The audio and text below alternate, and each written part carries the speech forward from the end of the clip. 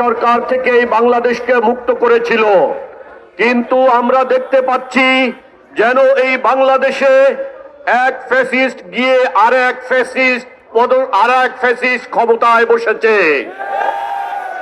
আমরা এই অবস্থার পরিবর্তন কামনা করছি। যদি এই অবস্থার পরিবর্তন না হয় তাহলে তৌহিদি জনতা, এই বাংলাদেশের মুসলমান যেভাবে পূর্ববর্তী ফ্যাসিবাদের কবর রচনা করেছিল, আবারও হয়তো একই রকম অবস্থা সৃষ্টি হবে। আপনারা দেখেছেন জুলাই পরবর্তী সরকার গঠনের পরে মুখে তাদের ইনক্লুসিভ শব্দ দিয়ে ফেনা তুলে ফেলেছিল। তারা কথায় কথায় অন্তর্ভুক্তিমূলক